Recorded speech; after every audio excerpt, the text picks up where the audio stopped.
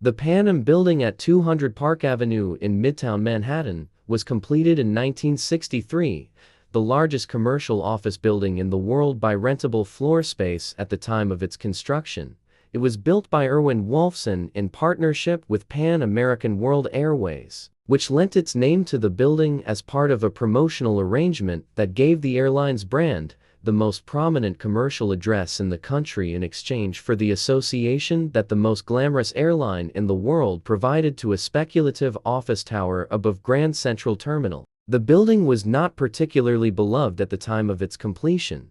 The architectural critics of 1963 were nearly unanimous in their assessment that the octagonal tower Wolfson had constructed, designed by Walter Gropius and Pietro Belluschi, was an inappropriate intrusion into the Park Avenue streetscape, blocking the axial view from Grand Central North toward the Helmsley Building and replacing it with the slab of commercial modernism that the aesthetic consensus of that era characterized as overscaled, underdistinguished, and architecturally regrettable. The public agreed and disagreed simultaneously. The building was criticized as an architectural failure and used as an address, landmark, and navigational reference by millions of New Yorkers who had incorporated it into the mental geography of Midtown Manhattan before the decade was out.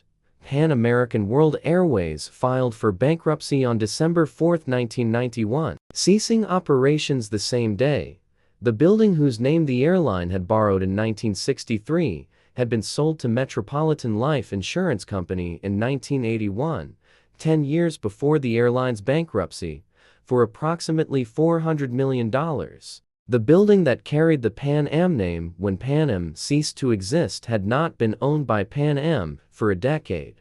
The forensic entry point for this case is the relationship between institutional identity and the physical infrastructure that expresses it, a theme this channel has examined across multiple case files, expressed here through its most extreme form. A building that retained an airline's name for 12 years after the airline had sold it, and for 12 years after the airline had ceased to exist. If this is your first case file from this channel, subscribe now, because every episode adds one more layer to what you are about to understand about the architecture of institutional failure.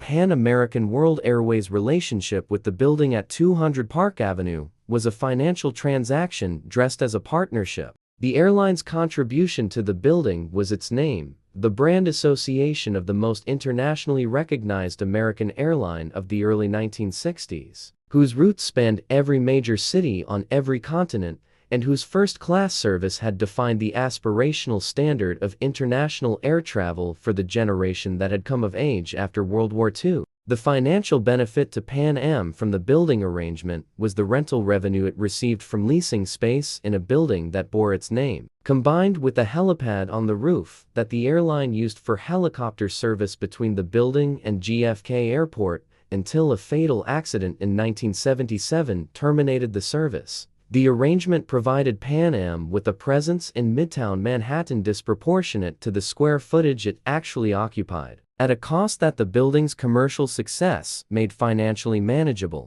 The covenant that Pan Am did not read carefully enough was the one embedded in the relationship between the airline industry's structural economics and the real estate commitment that the building arrangement represented. The airline industry's structural economics in the 1960s and 1970 seconds were being transformed by forces that the building arrangement had not been designed to survive.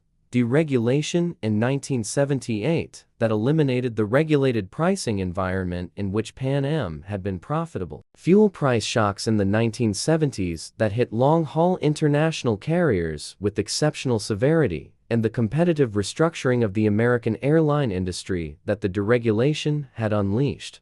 Pan Am's financial deterioration across the 1970s and 1980 seconds produced a series of asset sales that documents the specific relationship between the airline's institutional ambitions and its financial reality. The sale of the Pan Am Building to MetLife in 1981. The sale of Pan Am's Pacific routes to United Airlines in 1985. And the sale of the transatlantic routes to Delta in 1991.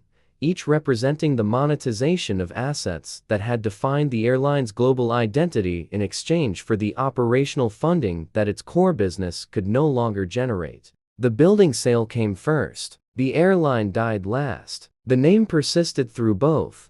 At what point does an institution's sale of its most recognizable brand asset signal an irreversible institutional decline rather than a rational portfolio management decision? Leave your analysis in the comments below. The appraisal methodology that produced the $400 million sale price for the Pan Am Building in 1981 reflected the genuine commercial performance of one of the most strategically located office buildings in the United States. A 2 million square foot tower above Grand Central Terminal at the intersection of Park Avenue and 45th Street, in a Midtown Manhattan office market that was approaching the end of a recovery from the mid-1970s fiscal crisis. The $400 million price was defensible by the commercial real estate standards of 1981. It was a price that Pan Am needed to achieve for operational reasons that the building's commercial value had enabled it to receive.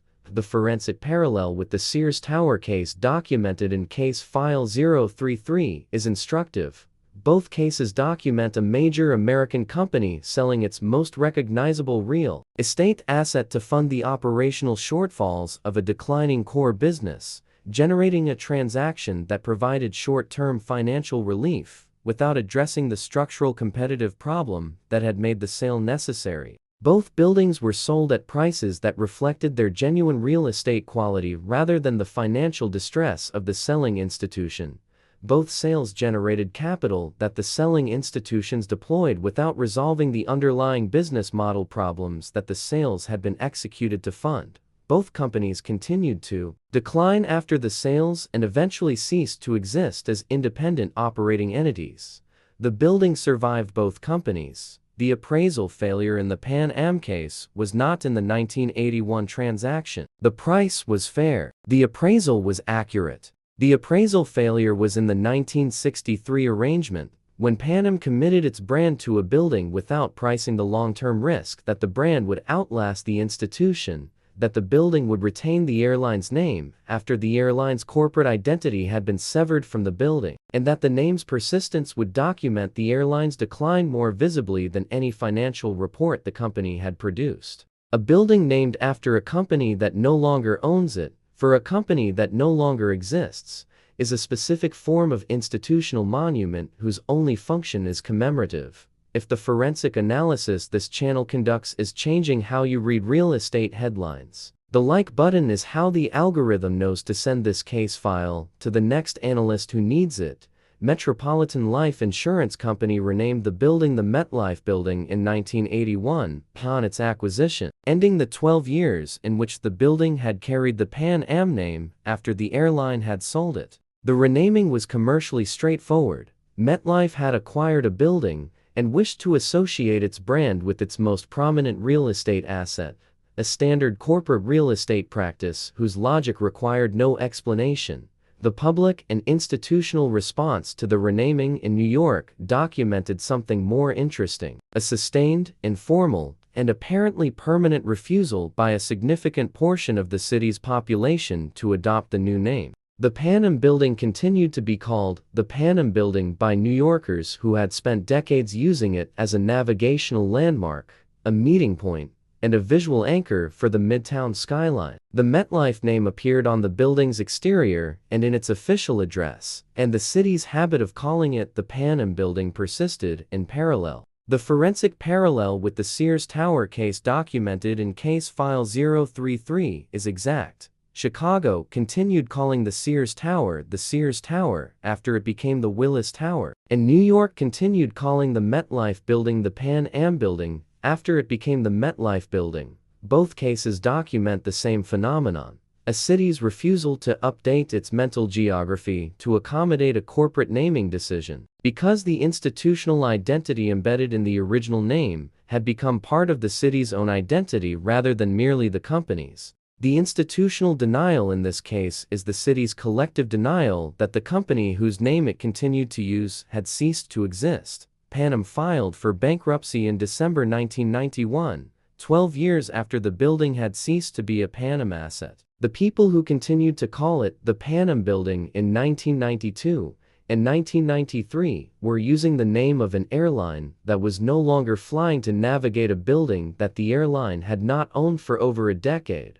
The name was more durable than the institution. The city's memory was more durable than the company's existence. The building at 200 Park Avenue continues to operate as one of the most commercially successful office towers in Midtown Manhattan, currently under the ownership of Tishman Speyer Properties, which acquired the asset from MetLife in 2005 for approximately $1.72 billion. The Tishman Speyer acquisition price of $1.72 billion compares to the MetLife acquisition price of $400 million in 1981, documenting the building's real estate appreciation across the 24-year holding period in a Midtown Manhattan office market that had experienced multiple cycles of expansion and contraction between the two transactions. The building that Pan Am sold to fund its operational shortfalls in 1981 was worth more than 4 times the sale price 24 years later. That appreciation did not benefit Pan Am, which had ceased to exist 10 years before the Tishman Speyer acquisition. What the Pan Am Building case reveals in the context of this channel's 43 case archive is the most extreme version of the proposition that this channel has documented across multiple case files. A building's real estate value and the institutional value of the company that built it or named it are completely separable variables, and the severing of that relationship is not merely possible but routine. Producing buildings that appreciate in value as the institutions that gave them their names decline and disappear. The Pan Am Building appreciated from $400 million to $1.72 billion between 1981 and 2005. Pan Am ceased to exist in 1991. The building is still above Grand Central. The airline is in the Smithsonian. Some New Yorkers still call it the Pan Am Building. That persistent usage is not nostalgia, though nostalgia is part of it. It is the city's ongoing documentation of the specific relationship between institutional ambition and architectural permanence that this channel has been examining across 43 case files. The institutions pass and the buildings remain, carrying the names of the institutions as monuments to the certainty that produced them and as evidence of the impermanence that certainty always eventually encounters. If this case file changed how you evaluate the relationship between brand identity and real estate value in institutional monument buildings, subscribe, because the next case examines a building whose institutional anchor was public rather than private, and whose departure produced consequences the market had not anticipated. And in the comments, given the Pan Am Building's appreciation from $400 million to $1.72 billion between 1981 and 2005, what specific sale structure in 1981 would have allowed Pan Am to participate in the building's subsequent appreciation while obtaining the operational capital the sale provided? The case file is open. This content was developed using artificial intelligence tools as part of the research, writing, and production process. All AI-generated material was subject to human review, editorial intervention, and approval before publication. Factual claims, interpretive framing, creative direction, and final content decisions reflect human judgment throughout. This disclosure is provided in accordance with platform transparency standards for AI-assisted content.